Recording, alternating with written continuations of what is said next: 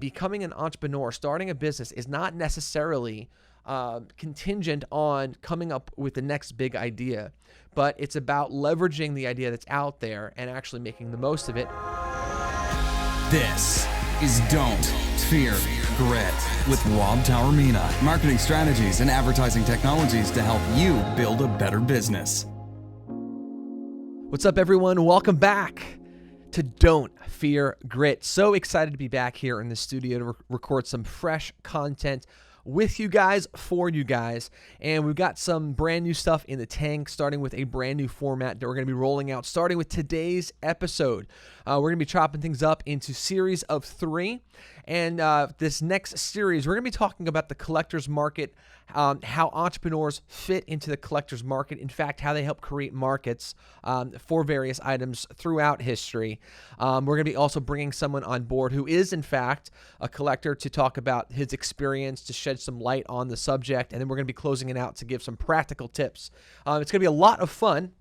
And I'm going to just dive right into the topic and give you guys some of the juicy value right up front. And for those of you who are listening to the show and you're not watching, I'm going to ask you guys to really visualize what we're going to be showing to our video audience here, but I'll do a pretty good job at describing what it is that we have here in the studio today. But to help us talk about the collector's market, I wanted to pick something that was a sort of a quick hit. In the frying pan, so to speak, something that was really popular and then just sort of fizzled out, to be representative of this sort of topic of the collector's market and entrepreneurism and all that other stuff. And there's a number of things I could have chosen, but I wanted to choose something that was something that I experienced, that I was a part of. This way I can speak sort of with authority on it, and I'm going to bring it into frame, and that is POGS. Now, if you were born after, I would say probably, in the mid 90s, you have no idea what a POG is. However, if you were a sort of like an older child, a tween, or even as some teenagers were into it, into the early and mid 90s, you absolutely know what this is. You absolutely had a POG, and you probably gambled a bunch of them away, or you gambled and won a lot of these POGs because they were so popular back in the early 90s. A little background of what a POG is. It's a game.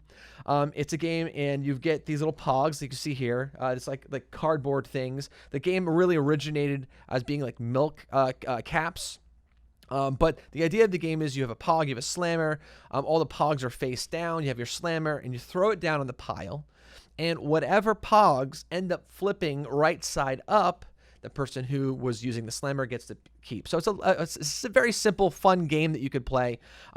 They say that the game of POGS originated with a game that was called, I believe it was Menko. It was a Japanese game that originated in the 17th century.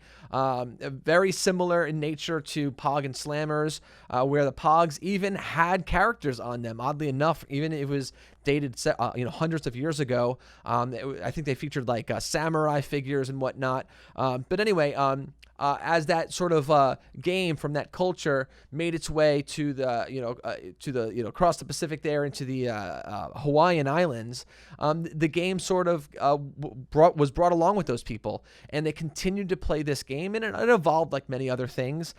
Became again really big in the early 1900s. As people didn't have a lot of money, but they kids needed to entertain themselves, and they're very fairly industrious back then. And they just figured out how to find these little things out of milk caps, and they continued playing the game.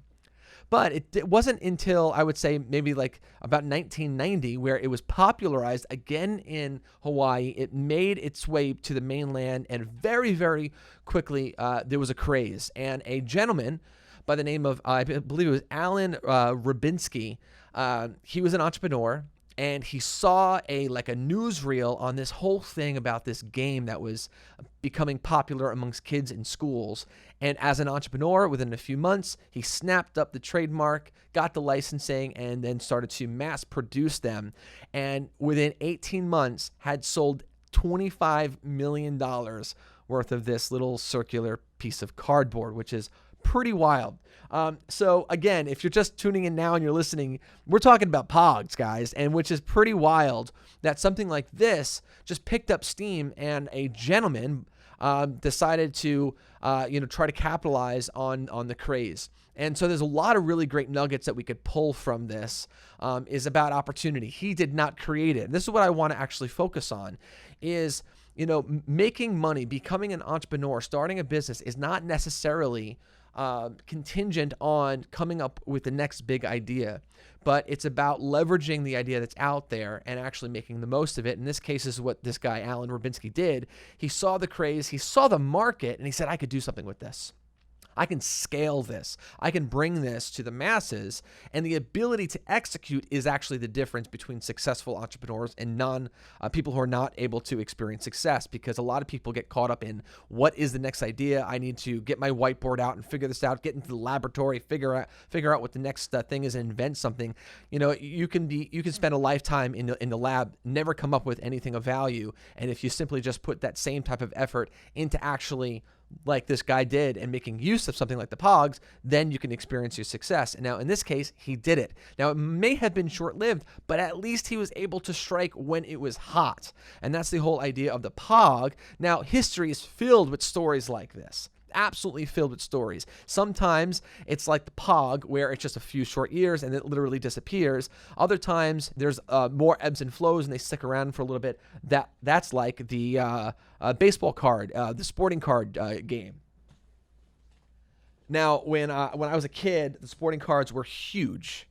Huge. I mean, in the 80s, I remember going and getting a pack, a wax pack of cards for like 25 cents. And I remember I was having this conversation with Craig, the producer of the show here, who's behind the scenes. And I was like, yeah, when I was a kid, I used to pay 25 cents. And he was like, how old are you? I'm like, I'm not old. It's just, we've experienced a little bit of inflation, I guess. But I decided to bring in, this is literally a wax pack. I'm a saver.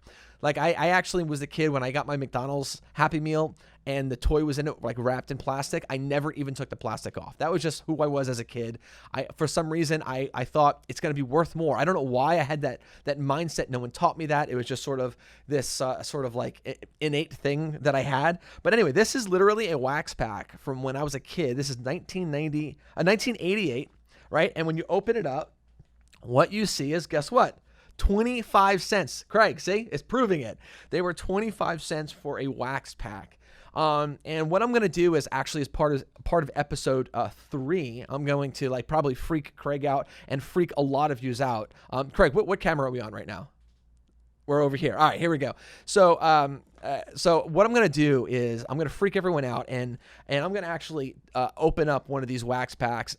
They have not literally, I've had them sealed. There's a number of them in there since 1988, but in episode 3, I'm going to go ahead and open up one of these. And listen, one of the star cards that you might be able to find is a Bo Jackson, I think it's a Bo Jackson rookie card. Worth some coinage.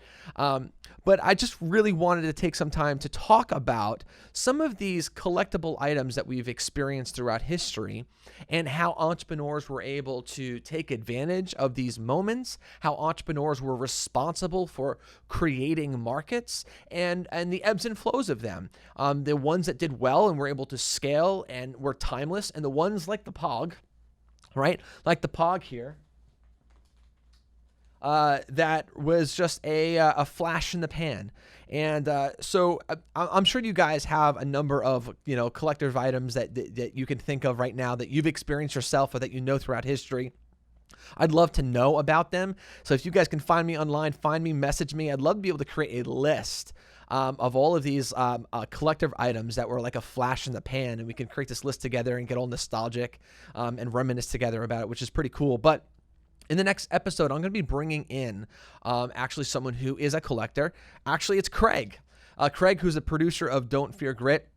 He's also a collector of various items, and I don't want to give away the entire show. I'm going to let him later on for the next episode talk a little bit about it, but I'm going to bring him on. He also represents sort of the new collector as well, and he's ponied up some cash getting into the market and is being able to experience some successes, but we're going to be talking about everything that's brand new in the collector's market right now in 2020, which is pretty cool. You know, we're going to be talking about, are there any things like the POG? I'm sure there are, and but also, what are some of the collector's items that are timeless, that you know they've been around for a while and they still have tremendous amount of value, and you know. And I'm gonna personally weigh in on the question of, should entrepreneurs actually get their feet wet, dabble in the collector's market? Is there value there? Is it important? Is it an important skill? Is there something that entrepreneurs, regardless of the internet industry that they are in, is it important for them to dabble in the collector's market? Can they get value and learn from it and apply it in their business? So we're gonna be talking about that stuff. It's gonna be an amazing episode. I absolutely can't wait. But then also stick around for that last episode, where I'm going to go ahead and open up a wax pack from 1988, something that I've been saving literally from 1988. And now is the time.